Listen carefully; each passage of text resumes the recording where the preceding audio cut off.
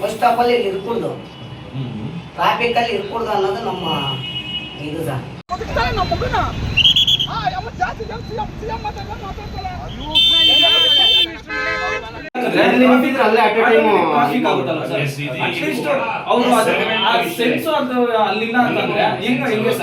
ನಾವು actually request ಮಾಡ್ತೇವೆ madam, ಮಗು ಇದೆ, ಓಕೆ ಫೈನ್ ಹಾಕಿ, ಇಲ್ಲಾಂದ್ರೆ ಗಾಡಿ ಜೊತೆ ಏನಾದ್ರು ಪೊಲೀಸರು ಇಲ್ಲೇ ಗೌರ್ಮೆಂಟ್ ಹಾಸ್ಪಿಟಲ್ ಸರ್ ಕಳ್ಸಿದ್ಮೇಲೆ ಬೇಕಾದ್ರೆ ಅಲ್ಲಿ ಮಗುನ ಇಳಿಸಿ ನೀವು ಕಿತ್ತಾಕಿ ಅಂದ್ರೂ ಕೇಳ್ತಾರೆ, ಕಿತ್ತಾಕ ಅವನ ಬೋಳಿ ನನ್ನ ಮಗನ ಅಂತ ಫೋನ್ ಅಲ್ಲಿ ಕೇಳಿದ್ರೆ ಮಾತು ಅಷ್ಟೇ ಸರ್, ಅವ್ರದ್ದು ಮಾತು ಬರ್ತಾ ಇಲ್ಲ ಸರ್.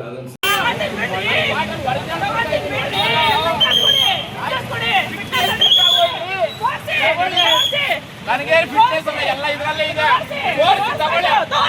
ಹೌದು, ಕೇಸ್ ಹಾಕ್ತೀವಿ. ನನ್ನ ಮೇಲೆ ಕೇಸ್ ಹಾಕಬೇಕು ಅಂತ ಕಾಯ್ತಾ ಇರೋದು. ಕೇಸ್ ಹಾಕಪ್ಪ, ಕೇಸ್ ಹಾಕಿ. ಚಿಕ್ಕಬಳ್ಳಾಪುರ ಜಿಲ್ಲಾ ಕೇಂದ್ರದಲ್ಲಿ ಸಂಚಾರಿ ಪೊಲೀಸ್ ಠಾಣೆಯ ಪಿಎಸ್ಐ ವಿದ್ಯಾಶ್ರೀ ಅವರ ಧೋರಣೆಗೆ ಸಾರ್ವಜನಿಕರು ತೀವ್ರ ಆಕ್ರೋಶ ವ್ಯಕ್ತಪಡಿಸಿದ್ದಾರೆ. ಸಂಚಾರ ನಿಯಮ ಪಾಲಿಸಿ ಸುಗಮ ಸಂಚಾರಕ್ಕೆ ನೆರವಾಗುವ ಬದಲು ರಸ್ತೆಯಲ್ಲಿ ವಾಹನಗಳನ್ನು ತಡೆದು ಮತ್ತಷ್ಟು ಟ್ರಾಫಿಕ್ ಜಾಮ್ ಉಂಟು ಮಾಡುತ್ತಿದ್ದಾರೆ ಅಂತ ಆರೋಪ ಕೇಳಿಬಂದಿದೆ. ಆಸ್ಪತ್ರೆಗೆ ತೆರಳುವ ರೋಗಿಗಳು, ವೃದ್ಧರು, ಶಾಲೆಗೆ ಹೋಗುವ ಮಕ್ಕಳು ಹಾಗೂ ಮಾರುಕಟ್ಟೆಗೆ ತೆರಳುವ ರೈತರು ಅಂತ ನೋಡದೆ ದಂಡ ವಿಧಿಸುವ ನೆಪದಲ್ಲಿ ದೌರ್ಜನ್ಯ ಎಸಗುತ್ತಿದ್ದಾರೆ ಎನ್ನಲಾಗಿದೆ. ನನ್ನ ಮೇಲೆ ಕೇಸ್ ಹಾಕೊಳ್ಳಿ, ಯಾರಿಗೆ ದೂರು ಕೊಡ್ತಿರೋ ಕೊಡಿ ಅಂತ ದರ್ಪದ ಮಾತುಗಳನ್ನಾಡುವ ಪಿಎಸ್ಐ ವಿರುದ್ಧ ಇಂದು ಸಾರ್ವಜನಿಕರು ರಸ್ತೆಯಲ್ಲೇ ತಿರುಗಿ ಬಿದ್ದಿದ್ದಾರೆ. ಚಿಕ್ಕಬಳ್ಳಾಪುರ ನಗರದಲ್ಲಿ ಸುಗಮ ಸಂಚಾರಕ್ಕೆ ಅನುವು ಮಾಡಿಕೊಡಬೇಕಾದ ಸಂಚಾರಿ ಪೊಲೀಸರೇ ಸಾರ್ವಜನಿಕರಿಗೆ ಕಿರಿಕಿರಿ ಉಂಟು ಮಾಡುತ್ತಿದ್ದಾರೆ. ಪಿಎಸ್ಐ ವಿದ್ಯಾಶ್ರೀ ಅವರು ಯಾರಿಗೂ ಗೌರವ ನೀಡದೆ ಬೇಕೆಂದೇ ಜಗಳ ತೆಗೆದು ಭಯದ ವಾತಾವರಣ ನಿರ್ಮಿಸುತ್ತಿದ್ದಾರೆ ಎಂಬ ಆರೋಪ ಕೇಳಿಬಂದಿದೆ. ಇಂದು ಎಂಜಿ ರಸ್ತೆಯಲ್ಲಿ ರಸ್ತೆ ದುರಸ್ತಿ ಕಾಮಗಾರಿ ನಡೀತಾ ಇದ್ದು ವಾಹನ ಸವಾರರು ಸಾಗಲು ಜಾಗವೇ ಇರಲಿಲ್ಲ. ಇಂತಹ ಇಕ್ಕಟ್ಟಾದ ಸ್ಥಳದಲ್ಲಿ ನಿಂತು ತಪಾಸಣೆ ನಡೆಸುತ್ತಿದ್ದ ಪಿಎಸ್ಐ ಬರುವ ಹೋಗುವ ವಕೀಲರು, ಮಾಧ್ಯಮ ಪ್ರತಿನಿಧಿಗಳು, ದಲಿತ ಸಂಘಟನೆಗಳ ಮುಖಂಡರು ಹಾಗೂ ರೈತರ ಮೇಲೆ ದರ್ಪ ತೋರಿದ್ದಾರೆ.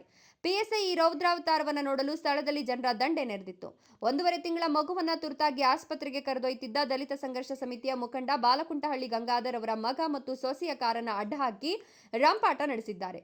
ಇದರಿಂದ ಕೆರಳಿದ ಗಂಗಾಧರ್ ಪಿಎಸ್ಐ ಅವರ ವರ್ತನೆಯನ್ನ ತೀವ್ರವಾಗಿ ತರಾಟೆಗೆ ತೆಗೆದುಕೊಂಡು ಡಿವೈಎಸ್ಪಿ ಪ್ರಕಾಶ್ ಅವರನ್ನ ಸ್ಥಳಕ್ಕೆ ಕರೆಸಿ ಪಿಎಸ್ಐ ವಿರುದ್ಧ ಆಕ್ರೋಶ ವ್ಯಕ್ತಪಡಿಸಿದ್ರು.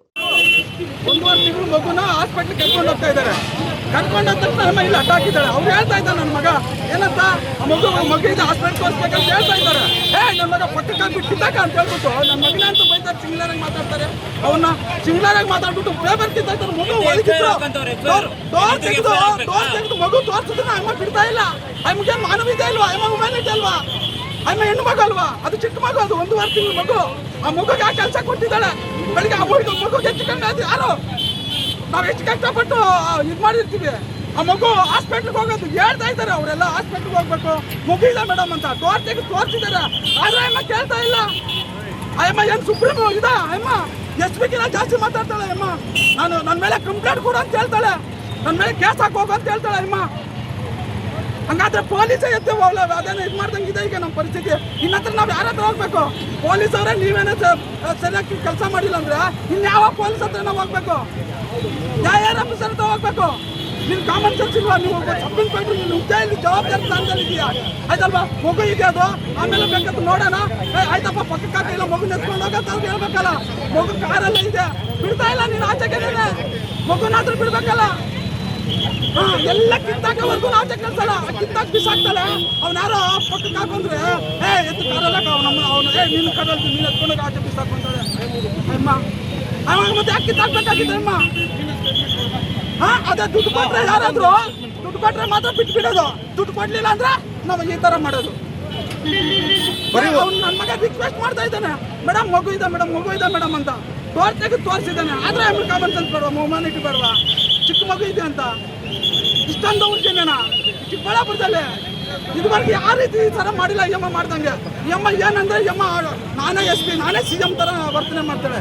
ಈ ಪಬ್ಲಿಕ್ ಸರ್ವಿಸ್ ಮಾಡಕ್ಕೆ ನೀವು ಬಂದಿರೋದು, ನಿನ್ನ ಸಾರ್ಥಕಲ್ಲ ಇದು ಬಂದಿರೋದು. ನೀವು ಪಬ್ಲಿಕ್ ಸರ್ವಿಸ್ ಮಾಡು ಆಯ್ತಲ್ವಾ? ಈಗ ಮಾರ್ಕೆಟ್ಗೆ ಬರ್ತಾರೆ, ಅವ್ರನ್ನ ಹಿಡ್ಕೊಂತೀಯ, ಅವ್ರು 200-300 ಕೊಟ್ಟರೆ ಅವ್ರನ್ನ ಬಿಟ್ಬಿಡ್ತೀಯ. ಪಾಪ ರೈತರು ಬರೋದು ಹಳ್ಳಿ ಟೌನಲ್ಲಿ ಆಚೆ ನೀವು ಪಕ್ಕದ ರೋಡಲ್ಲಿ ಹಿಡ್ಕೊಂಡ್ರಿ ಬೇಕಾದ್ರೆ ನಿಮಗೆ ಧೈರ್ಯ ಇದ್ರೆ. ಇಲ್ಲಿ ಪಾಪ ಯಾರು ಹಳ್ಳಿಯವ್ರು ಬರ್ತಾರೆ, ಮಕ್ಕಳನ್ನ ಎತ್ಕೊಂಡ್ ಬರ್ತಾರೆ, ಹಾಸ್ಪಿಟ್ಲ್ಗೆ ಹೋಗೋರು ಬರ್ತಾರೆ, ಸ್ಕೂಲ್ಗೆ ಹೋಗೋ ಮಕ್ಕಳು ಬರ್ತಾರೆ, ಅವ್ರನ್ನ ಹಿಡ್ಕೊಂಡು 200-300 ಫೈನ್ ಹಾಕೋದು, ಇಲ್ಲಾಂದ್ರೆ ಕಾಸು ಇಸ್ಕೊಂಡು ವಾಪಸ್ ಬಿಡೋದು. ಇದೆಲ್ಲ ಮಾಡ್ತೀರಲ್ಲ, ಇದು ಸರಿ ಇದೆಯಾ ನಿಮ್ಗೆ? ಮೇಲಧಿಕಾರಿ ಇದನ್ನ ಗಮನಕ್ಕೆ ತಂದ್ರೆ ಮೇಲಧಿಕಾರಿ ಇದನ್ನೇನು ಮಾಡೋಕ್ಕಾಗ್ತಾ ಇಲ್ವಾ? ಅಷ್ಟೇ ಅಲ್ಲ, ವಕೀಲ ರವಿಚಂದ್ರ ಅನ್ನೋರು ತಮ್ಮ ಕಾರಿನಲ್ಲಿ ತುರ್ತಾಗಿ ಕೋರ್ಟ್ಗೆ ತೆರಳುತ್ತಿದ್ದಾಗಲೂ ತಡೆದು ನಿಲ್ಲಿಸಿ ಕಿರುಕುಳ ನೀಡಲಾಗಿದೆ. ನನ್ನ ಬಳಿ ಆರ್ಸಿ ಕಾರ್ಡ್ ಇದೆ, ಅಗತ್ಯ ವಿವರಗಳನ್ನು ತೆಗೆದುಕೊಳ್ಳಿ, ನನಗೆ ಕೋರ್ಟ್ಗೆ ತುರ್ತಾಗಿ ಹೋಗಬೇಕಿದೆ ಅಂತ ಮನವಿ ಮಾಡಿದ್ರು ಬಿಡದೆ ರಂಪಾಟ ನಡೆಸಿದ್ದಾರೆ.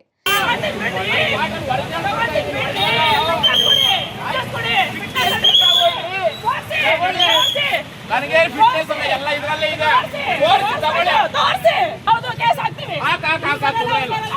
ನನ್ನ ಮೇಲೆ ಕೇಸ್ ಹಾಕ್ಬೇಕಂದ್ರೆ ಕೇಸ್ ಹಾಕಪ್ಪ. ಕೇಸ್ ಹಾಕೊಂಡು ಇನ್ನು ರಸ್ತೆಯಲ್ಲಿ ನಡೆದ ಈ ಎಲ್ಲಾ ಗೊಂದಲಗಳ ಬಳಿಕ ಆಕ್ರೋಶಗೊಂಡ ಸಾರ್ವಜನಿಕರು ಗ್ರಾಮಾಂತರ ಪೊಲೀಸ್ ಠಾಣೆಗೆ ಆಗಮಿಸಿದ ಡಿವೈಎಸ್ಪಿ ಪ್ರಕಾಶ್ ಅವರಿಗೆ ಪಿಎಸ್ಐ ವಿರುದ್ಧ ದೂರುಗಳ ಸುರಿಮಳೆಯನ್ನೇ ಸುರಿಸಿದ್ರು. ಸಾರ್ವಜನಿಕ ದೂರುಗಳನ್ನು ಆಲಿಸಿದ ಡಿವೈಎಸ್ಪಿ ಪ್ರಕಾಶ್ ಪ್ರಕರಣದ ಬಗ್ಗೆ ಸೂಕ್ತ ಕ್ರಮ ಕೈಗೊಳ್ಳಲಾಗುವುದು ಮತ್ತು ಇಂತಹ ಘಟನೆಗಳು ಮುಂದೆ ಮರುಕಳಿಸದಂತೆ ನೋಡಿಕೊಳ್ಳಲಾಗುವುದು ಅಂತ ಭರವಸೆ ನೀಡಿ ಜನರನ್ನ ಸಮಾಧಾನಪಡಿಸಿದ್ರು. ಇದೇ ಪಿಎಸ್ಐ ವಿದ್ಯಾಶ್ರೀ ಅವರು ಸುಮಾರು 2 ತಿಂಗಳ ಹಿಂದೆ ಎಂಜಿ ರಸ್ತೆಯಲ್ಲಿ ಆಸ್ಪತ್ರೆಗೆ ಬಂದಿದ್ದ ಗ್ರಾಮೀಣ ಭಾಗದ ಕುಟುಂಬದ ಕಾರಿಗೆ ಲಾಕ್ ಹಾಕಿ 3-4 ಗಂಟೆಗಳ ಕಾಲ ಕಾಯಿಸಿ ತೊಂದರೆ ನೀಡಿದ್ರು. ಈಗ ಆ ವಿಷಯ ಎಸ್ಪಿ ಕುಶಾಲ್ ಚೌಕ್ಸಿ ಅವರ ಗಮನಕ್ಕೆ ಹೋಗಿ ಕಾರನ್ನ ಬಿಡುಗಡೆಗೊಳಿಸಲಾಗಿತ್ತು. ಪದೇ ಪದೇ ಸಾರ್ವಜನಿಕರ ಜೊತೆ ದರ್ಪದಿಂದ ವರ್ತಿಸಿರುವ ಪಿಎಸ್ಐ ವಿರುದ್ಧ ಸೂಕ್ತ ಶಿಸ್ತು ಕ್ರಮ ಕೈಗೊಳ್ಳಬೇಕು ಅಂತ ಸಾರ್ವಜನಿಕರು ಒತ್ತಾಯಿಸುತ್ತಿದ್ದಾರೆ.